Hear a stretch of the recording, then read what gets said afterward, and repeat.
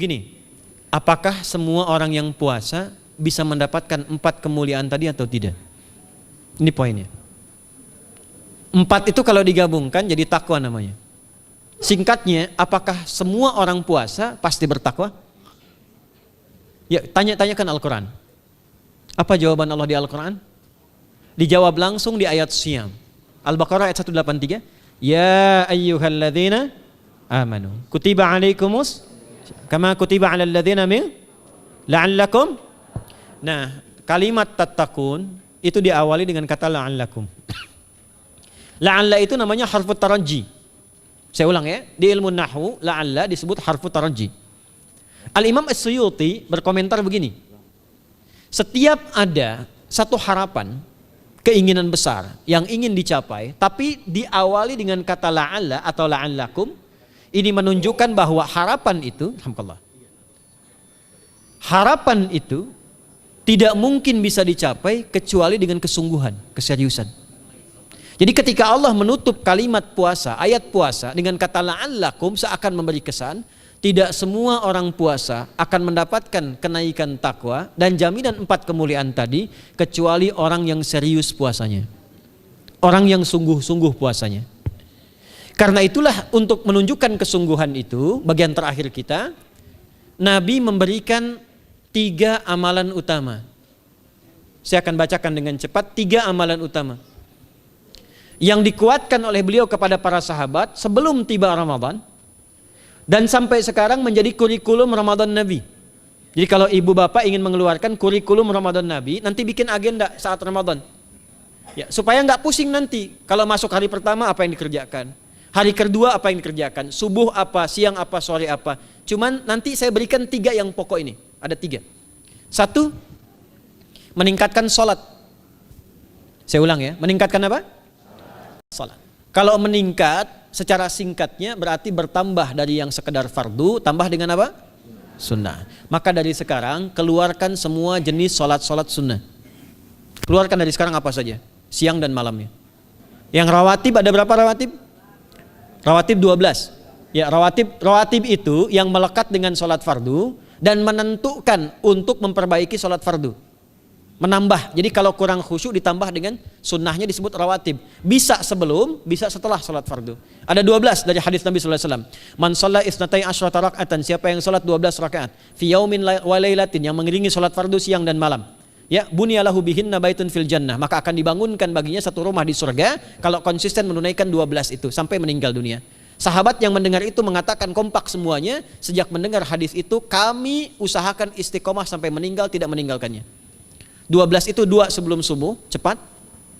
4 sebelum zuhur, 2 setelah zuhur, 2 setelah maghrib, 2 setelah isya. 2 rakaat sebelum subuh, 4 rakaat sebelum zuhur. Kalau nggak bisa 4 rakaat karena terbatas waktunya, boleh 2 rakaat khusus untuk sebelum zuhur. Kalau nggak bisa 4, boleh berapa? 2. Dalilnya hadis Ibnu Umar radhiyallahu taala anhuma. Kata beliau, hafidtu asyra rakaatin, saya hafal 10 rakaat dari Nabi sallallahu alaihi wasallam salat sunnah. Maka menyebutkan sebelum zuhur 2 rakaat. Baik, jadi 12 ya, 2 sebelum subuh, 4 sebelum zuhur, 2 setelah zuhur, 2 setelah maghrib, 2 setelah isya. Ini yang disebut dengan rawatib. Jamak dari kata ratib. Di luar ini mutlak. Mutlak ini ada yang berdampingan dengan salat fardu, ada yang terpisah. Contoh yang berdampingan, 4 rakaat sebelum asar. 4 rakaat ini bukan disebut rawatib, tapi salat mutlak. Cuma waktunya berdampingan dengan salat fardu. Jadi dia nggak memengaruhi sholat fardu, cuma punya keutamaan sendiri. Apa keutamaannya? Hadis Ibnu Umar radhiyallahu taala anhuma, ketika beliau menyampaikan qala Nabi sallallahu alaihi wasallam rahimallahu ra'an shalla qabla al-asri arba'an. Allah akan menambahkan rahmat pada orang yang terbiasa sholat 4 rakaat sunnah sebelum sholat asar. Jelas ya? Baik. Kemudian apalagi setelah itu? Sholat di antara 2 adzan dan 2 adzan ini, adzan dan iqamah. Ya, di antara adzan dan iqamah. Tahiyatul masjid. Apalagi misalnya salat duha. Duha dibagi 3. Awal duha itu kurang lebih 1,5 jam setelah salat subuh.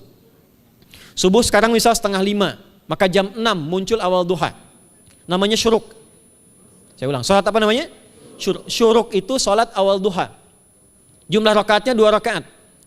Man shalal ghadata fil jama'ati thumma yaqudu yadhkurullah subhanahu wa ta'ala fa yusalli rak'ataini fakana alaihi ka ajri umratin wa hajjin, ya ka ajri ummatin wa hajjin tamatan. Siapa yang salat subuh 2 rakaat dengan berjamaah, ya, dan umumnya kalau berjamaah bisa ke masjid di masjid. Kalau tak mampu ke masjid, tunaikan di rumahnya. Setelah itu tidak beranjak dulu, dia duduk untuk berzikir kepada Allah. Zikir itu bisa baca Quran. Quran surah 15 ayat 9 itu Quran disebut dengan zikir. Quran surah 54 ayat 17, 22, 32, 40 itu Quran disebut dengan zikir. Bisa baca Quran, bisa berdoa. Doa disebut dengan zikir. Quran surah ke-7 ayat 205. Ya. Bisa dengan apa lagi? Bertafakur, ya, mengaji, ta'lim, itu disebut dengan zikir. Ali Imran ayat 190 191. Alladzina yadhkuruna Allaha qiyaman wa qu'udan wa 'ala junubihim wa yatafakkaruna fi khalqis samawati wal ard, ya, disebut dengan zikir. Bisa bertasbih. Zikir pagi petang, kalimat-kalimat thayyibah, ada itu di Quran surah ke-4 ayat 103. Jadi habis salat subuh zikir dulu. Doa dulu, zikir dulu, belajar dulu, tafsir dulu. Setelah itu muncul syuruk. Perjalanannya disebut isyraq, melewati masyrik, 1 tombak bayangan, dia salat 2 rakaat, itu pahala salatnya senilai haji dan umrah. Sempurna. Bukan sudah haji, bukan. Mau kemana? Ibu mau haji dulu? Tidak. Ya, hajinya nanti bulan Dzulhijjah. Tapi senilai haji dan umrah itu 2 rakaat. Awal duha disebut apa? Syuruk. Pertengahan duha sekitar jam 9 jam 10. Jumlahnya 2 sampai 4 rakaat. Ya, 2 sampai 4 rakaat. Apa fungsinya? 1, mengganti seluruh zikir yang ada dalam tubuh kita. Mata berzikir, telinga berzikir, lisan berzikir, bisa diganti dengan 2 rakaat duha. Itu waktunya pertengahan duha. Kurang lebih dari jam 8, 9, 10 lah, kurang lebih 3 jam itu, ya. Yang kedua, bisa menghambat atau menghentikan, menahan satu musibah umum. Misal ada kebanjiran nih atau macet nih. Orang-orang kena macet. Bapak yang biasa sholat duha pertengahan itu tiba-tiba ditolong oleh Allah, dibebaskan. Tiba-tiba ada orang datang, Pak lewat sini di sana macet. Atau dibimbing ada kontraflow. Itu manfaatnya duha tuh. Yang pertengahan. Yang terakhir adalah akhir duha. Sekitar jam 10 sampai jam 11 menjelang ke zuhur. Ya, akhir duha itu jumlahnya dari 2 bisa 4 sampai 8 rakaat. Di antara manfaatnya bisa mempermudah datangnya rizki dengan izin Allah Subhanahu wa taala ketika ikhtiar. Itu duha. Nanti ke malamnya silahkan tahajud, tingkatkan tarawihnya sampai ditutup dengan witir. Itu salat. 2 yang terakhir saya cepat, 2 yang terakhir adalah banyak berinteraksi dengan Al-Qur'an. Ada 3 caranya. 1, banyak membaca. Itu namanya qiraah. Silahkan Bapak Ibu siapkan dari sekarang, targetnya khatam misalnya 1 kali berapa juz? 30 juz. Kalau mau gampang bagi 30, berarti 1 hari berapa? 1 juz. Paling gampang lagi, supaya nggak capek ngajinya, supaya nggak capek, bagi 1 juz 5 waktu sholat. Contoh, juz pertama itu Al-Baqarah plus Al-Fatihah. Al-Fatihah saya nggak hitung lah karena sudah hafal ya. Al-Baqarah itu 141 ayat, juz pertama. Bagi 5, 28. Jadi setiap ketemu waktu sholat, bagi 2 lagi, 28 bagi 2 berapa?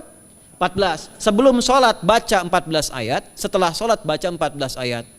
Itu 14 ayat tuh paling-paling gak nyampe 5 menit Bu Pak. Kalau investasi 10 menit setiap waktu sholat, bagi 2 kita baca 14 ayat, itu insya Allah selesai Ramadan khatam Quran. Itu udah rumus.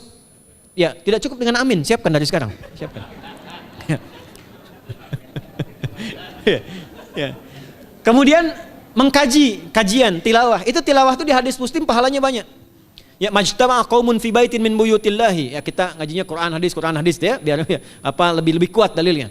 Majtama'a qaumun fi baitin min buyutillahi yatsluna kitaballahi wa yatadarasuna fima bainahum. Ya, siapa yang bisa tilawah Quran, ngaji, tafsir, keluarkan misalnya untuk Ramadan 10 hari saya pengen tahu Al-Fatihah. Itu ketika dilakukan punya 4 keutamaan. 1, ghasyiyatuhum rahmah. Selama ngaji rahmat Allah dibentangkan. Kalau pengen doa cepat dikabulkan, kalau istighfar diampuni. Yang kedua, awas ini nazalat alaihimus sakinah, diberikan ketenangan dalam jiwa. Bapak Ibu pengen di rumah tangga nyari sakinah, isi dengan Quran di rumah. Amalan terakhir infak. Ya, hadisnya dari Ibnu Abbas, Ibnu Abbas radhiyallahu taala anhuma, qala, ya, beliau mengatakan kana Nabi sallallahu alaihi wasallam ajwadan nas wa ajwadu ma yakunu fi Ramadan. Adalah Nabi sallallahu alaihi wasallam itu orang yang sangat luar biasa dermawan dan lembut. Dan bertambah dermawan lagi ketika tiba Ramadan. Apa yang dilakukan Nabi? Mensupport sahabat, siapapun yang punya anggaran untuk infak, disiapkan sebelum Ramadan. Jangan berpikir banyak Bu. Yang penting ada anggaran, 30.000 nggak ada masalah. Setiap hari 1.000, tidak harus uang, makanan. Pernah dengar hadis ini nggak? Siapa yang memfasilitasi bukaan orang puasa walaupun dengan sebiji kurma dan sehirup air, maka dia mendapatkan pahala seperti orang puasa itu tanpa dikurangi sedikit pun. Ada? Hadisnya sahih di At-Tirmidzi. Tapi bukan berarti nyari kurma ke Tanah Abang setiap hari satu.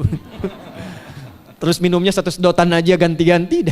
Ya, maksudnya apa? Yang paling minimal kita bisa keluarkan. Itu pahalanya 700 kali lipat dikali 10. Paling standar. 700 kali itu standar biasa di hari ini. Dalilnya Al-Baqarah ayat 261 yang dibacakan Adinda tadi kita itu. Ramadan kali 10 lagi. Maka dari itu disiapkan dari sekarang untuk infak. Kalau kami di desa itu, ibu saya selalu kalau Ramadan itu RT-nya setiap rumah. Ini untuk bukaan hari ini rumah A, rumah B, rumah C.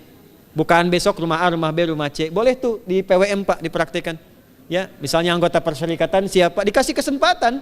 Mungkin nanti yang lain kurmanya, yang ini misalnya jeruknya, yang ini ininya. Setiap ada bukaan ya kirim ke yatimnya, ya kemudian ke pondok-pondok asuhan Muhammadiyah yang tadi disebutkan sekian ribu itu, cari pahala. Ya, saya kira itu yang bisa saya sampaikan sampai dengan batas waktu yang diberikan. Semoga bermanfaat dan semoga Allah Subhanahu wa taala memberikan kemuliaan kepada kita semua, kesehatan, dan yang terakhir saya ingin sampaikan doa penting. Tolong hafalkan doa ini. Dan ini doa yang diajarkan Nabi menjelang Ramadan supaya mendapatkan kesehatan, kekuatan, keselamatan untuk beribadah saat Ramadan. Hadisnya di At-Tirmidzi nomor hadis 3254. Qala, langsung saja qala Nabi sallallahu alaihi wasallam. Allahumma ahillahu alaina bil yumni wal iman wassalamati wal islam rabbi wa rabbukallah. Nah, itu tolong nanti dihafalkan, tadi sudah direkam, dibimbing. Nanti ketika ditetapkan masuk awal Ramadan, bacakan itu.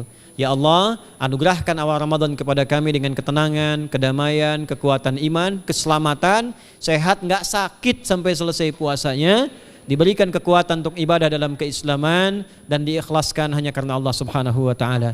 Subhanakallahumma wa bihamdika nasyhadu an la ilaha illa anta nastaghfiruka wa natubu ilaik wa akhiru da'wana anil hamdulillahi rabbil alamin wal 'afu minkum fastabiqul khairat. Assalamualaikum warahmatullahi wabarakatuh.